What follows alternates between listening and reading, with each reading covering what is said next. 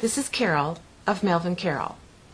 Often when we go to Zeb and Zarna with the topic in mind, they will briefly address our concerns and then take off in another direction. Such was the case when we began the following channeling session. It was long, with continued expansion on the topic of love and the need for balance. We have decided to present this expansion to you in a series over several podcasts. We hope you will be inspired by the information and that it will help each of you towards your personal spiritual goals. Mel is in full trance and has no idea of the questions I'm about to ask. Good evening, Princess. Good evening, Zeb. What is it that you would like to discuss this evening? In our recent message to the public through our last podcast, we explored the topic of love. You defined love as the cohesive force that holds all things together. You also shared with us how an imbalance in either a masculine or feminine aspect can hold us back from experiencing the fullness of love. I thought it might be useful to our listeners to learn about the masculine and feminine balance. What are the strengths and weaknesses of each gender, and how is balance achieved for each?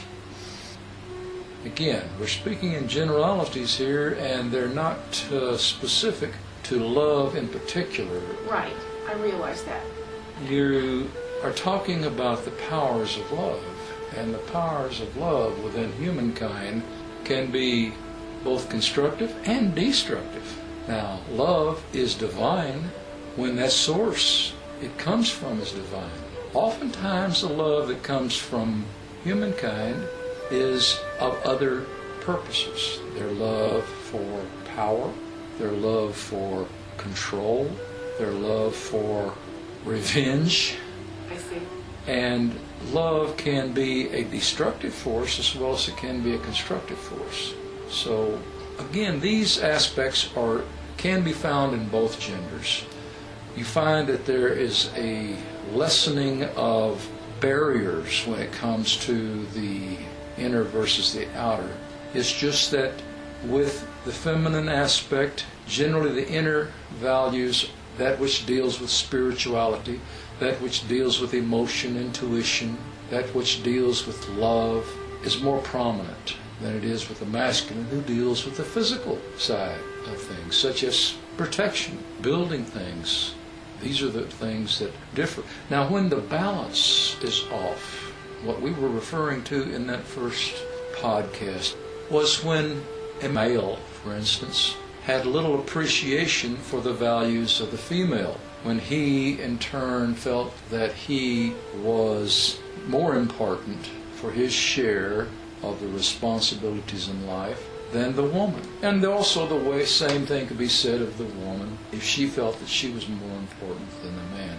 It is in this balance where you both rely upon each other equally as equal partners that you find your harmony. And harmony is what you're trying to achieve. That is balance. Harmony is merely another term for balance.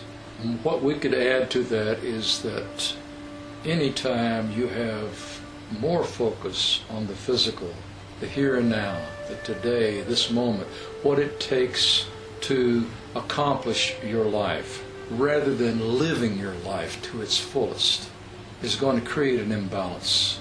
Because when you are doing, and the doingness of accomplishing the necessities of survival, for instance, when the focus becomes so great on this side that you fail to take notice of the inner needs, the inner strengths that support those physical drives, then is where you have an imbalance. It is not all accomplished with the physical or with the intellect, and that is where perhaps the intellect can fool you more than anything, that you think you can accomplish everything that you need to do in the physical world through the intellectual ability.